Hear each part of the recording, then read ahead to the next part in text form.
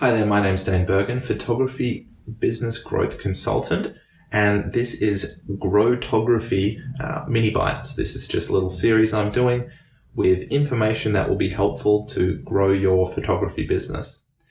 And today what I want to talk about is Google Adwords.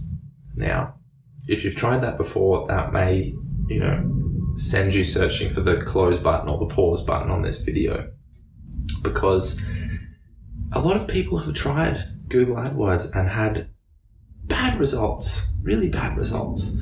And there's a million different reasons for that. Maybe they had a bad landing page. Maybe they were bidding on bad keywords. Maybe they had a bad quality score. There's a million different reasons Google AdWords might not work for you.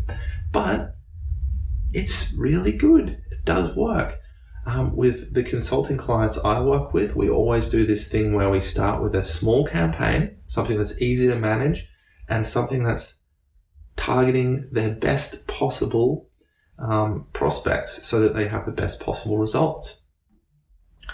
Now,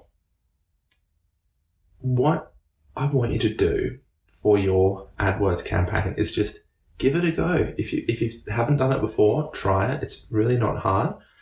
Once you learn a little bit more about it, you can grow the campaign.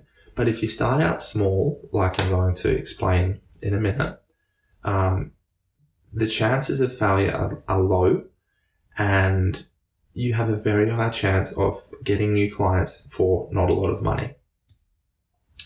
Now, the thing with Google AdWords, unlike most other types of advertising, is that you have the ability to put your advertisement in front of people when they're searching for exactly what you have. Think about how cool that is. So anytime, let's say you're a real estate photographer, all right?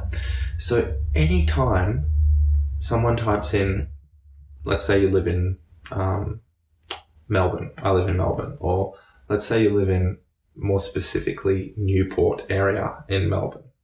Now that's on the west. So anytime someone types in the keyword real estate photographer in Newport, your ad could show to that person. And at that moment, they're looking for exactly you.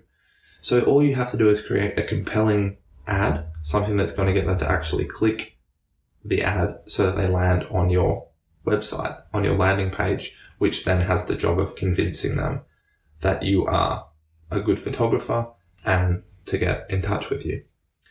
So I hope you can see just how cool that is, because other types of advertising are you just being like, hey, I'm a photographer, look at what I've got.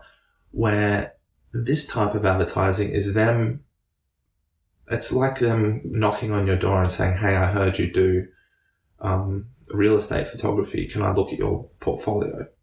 And then you saying, yeah, have a look. It's just a really good way of advertising. The reason you pay more per click on Google AdWords than things like Facebook is because those clicks are so targeted. Okay, so here's what I want you to do. Start with just a list of 5 keywords. Now, if you're a real estate photographer in Newport, you could use the keywords real estate photographer Newport, real estate photography, real estate photographer, house photography or architectural photography, things like this, selling home photography. There's a lot of different things, but it has to be the very most specific things that someone looking for you would type. You wouldn't want to put in a keyword just like photographer or best photographer or